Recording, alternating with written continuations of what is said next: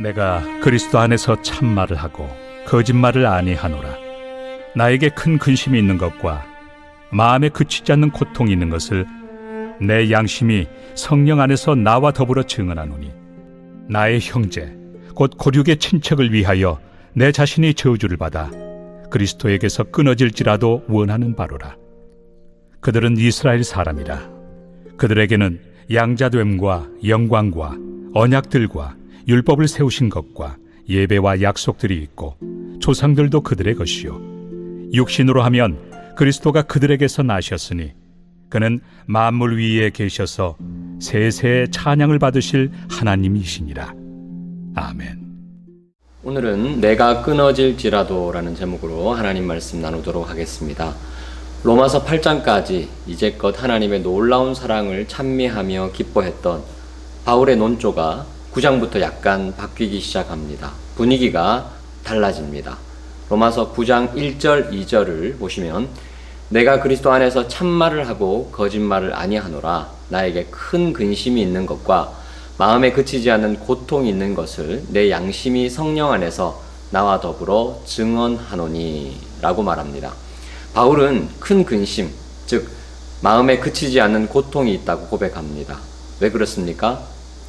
예수님을 믿기만 하면 우리에게 베풀어 주시는 그 놀라운 하나님의 사랑과 은혜에 너무 감사하긴 한데, 정작 이 놀라운 사랑을 온전히 누리지 못하는 사람들이 있기 때문이라는 겁니다.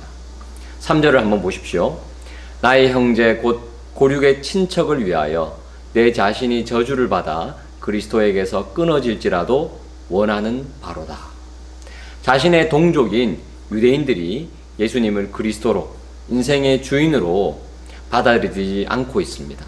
오히려 유대인들은 8장에서 바울이 설명한 놀라운 하나님의 사랑을 거절해버립니다. 하나님이 보내신 아들 예수 그리스도를 십자가에 못 박고 지금은 교회를 핍박하고 있는 실정입니다. 그래서 바울은 너무 마음이 아픈 것입니다.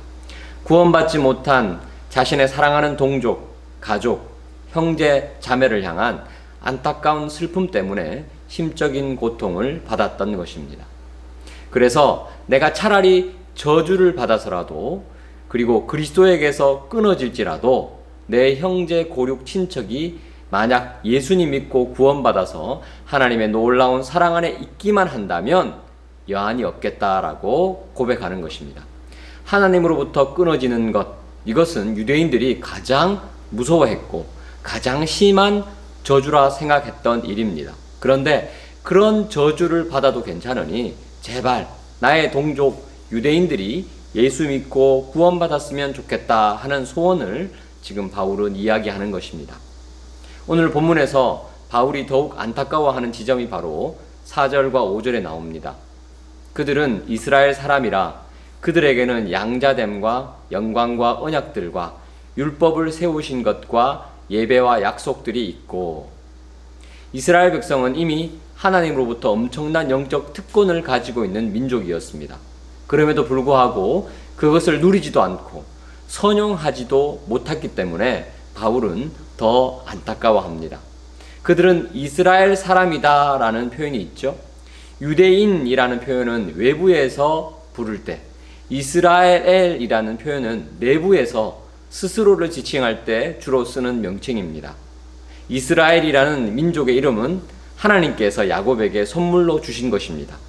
은혜로 주신 거룩하고 자랑스러운 이름입니다. 즉 유대인들은 하나님께로부터 특별히 선택받은 하나님의 언약 백성, 이스라엘이라는 뜻입니다. 이들은 수많은 민족들 중에 뽑혀진 양자, 즉 마달들로 입양된 사람들입니다. 하나님의 영광과 언약들과 율법을 세우신 것, 그리고 예배와 약속들까지 엄청나게 많은 영적 특권들을 받은 사람들입니다. 5절을 보시면 조상들도 그들의 것이요 육신으로 하면 그리스도가 그들에게서 나셨으니 그는 만물 위에 계셔서 세세의 찬양을 받으실 하나님이시라. 아멘. 아브라함, 야곱, 요셉, 모세, 다윗 같은 수많은 믿음의 조상들도 사실 이스라엘 사람들이었죠. 무엇보다 예수 그리스도께서도 육신으로 하면 유대인의 혈통으로 나셨습니다. 그런데 이런 다양하고 풍성한 은혜를 받았음에도 불구하고 예수 그리스도를 통한 하나님의 뜻을 이 유대인들은 거부합니다. 그래서 그 특권을 선용하지 못했습니다. 오히려 그 특권이 교만의 빌미가 되고 이방인들을 멸시하게 되고 복음의 진보를 막는 걸림돌, 장애물이 되기도 했습니다. 우리 가운데도 이런 모습이 있을 수 있습니다. 가만히 세어보면 하나님께서 우리에게 주신 은혜와 선물들이, 영적인 특권들이 얼마나 많은지 모릅니다. 그런데 때때로 그것들을 온전히 선용하지 못할 때가 있습니다. 누리라고 주신 은혜들, 감당하라고 주신 사명들을 헌신짝처럼 버릴 때가 있습니다. 주 안에 사랑하는 성도 여러분, 하나님께 주신 은혜들과 선물들을 풍성히 온전히 누리고 계십니까? 우리에게 주신 놀라운 특권들을 잘 활용하고 있습니까? 사명 감당하라고 주신 것들이 오히려 복음의 장애물이 되는 것이 아니라 복음을 위한 위대한 도구가 되기를 예수 그리스도의 이름으로 축복합니다. 한편으로 바울은 하나님께서 그에게 주신 놀라운 은혜와 특권을 잘 선용하는 사람이었습니다. 예수님께서 다메섹 도상에서 그를 특별히 만나 주셨죠. 큰 은혜와 특권이 아닐 수 없습니다. 그런데 바울은 거기서 그치지 않았습니다. 그 은혜와 특권에 그저 감사하기만 한 것이 아니라 이것을 사명으로 알고 그 복음을 담대히 전하는 추진력으로 사용했습니다. 우리가 사도행전에서 살펴봤던 것처럼 이방인들뿐만 아니라 동족 유대인들에게도 바울이 그 복음을 전하기 위해서 얼마나 많은 애를 썼습니까? 특히 선교지마다 새로운 도시에 갈 때마다 꼭 유대인들이 모여있던 회당부터 가서 복음을 전하며 동족 구원하기 위해서 애를 많이 쓰는 장면을 기억합니다. 우리 역시 바울의 마음과 심정으로 우리 가족과 동료, 지인들에게 복음을 전하고 그들을 위해서 애통하는 심정으로 기도해야 할 줄 믿습니다. 한 사람이 그 무엇 때문에 슬퍼하고 고통스러워하고 간구하는 것, 그것이 그 사람의 최대 관심 분야요 비전이라 할 수 있습니다. 여러분은 무엇 때문에 슬퍼하고 아파하십니까? 바울은 아직 복음을 제대로 이해하지 못한 사랑하는 동족 때문에 애통해했습니다. 왜냐하면 다른 그 어떤 것보다 바울의 최대 관심은 영혼 구원이었기 때문입니다. 그의 비전은 내 핏줄이 예수님의 사랑을 발견하는 것이었습니다. 그래서 구원받지 못한 동족을 향한 안타까운 마음 때문에 슬피 울며 기도하고 있는 것입니다. 모세도 바울과 비슷한 기도를 드렸습니다.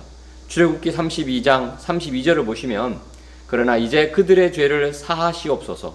그렇지 아니하시오면 원하건대 주께서 기록하신 책에서 내 이름을 지워버려 주옵소서. 내가 끊어지더라도, 내가 지워지더라도 하나님, 우리 가족, 우리 친구, 우리 이웃, 그 영혼들을 용서하시고 꼭 구원하여 주옵소서. 이런 기도, 모세처럼 바울처럼 우리가 그렇게 간절히 기도할 때 하나님께서 그 기도를 언젠가는 들어주실 줄 믿습니다. 오늘 하루 하나님께서 우리에게 맡겨주신 영혼들을 위해서 간절히 기도하고 복음을 증거하는 복된 한날 되시기를 축복합니다. 기도하겠습니다. 고마우신 하나님, 은혜를 감사합니다. 모세처럼 바울처럼 우리에게 맡겨주신 소중한 영혼들이 있습니다. 그들을 위하여 복음을 담대히 증거하고 그들을 위하여 간절히 기도할 때 하나님 그들 마음 여셔서 찾아가 주시고 그들이 주님께 돌아오는 놀라운 역사가 우리 가운데 있게 하여 주옵소서. 예수 그리스도의 이름으로 기도합니다. 아멘.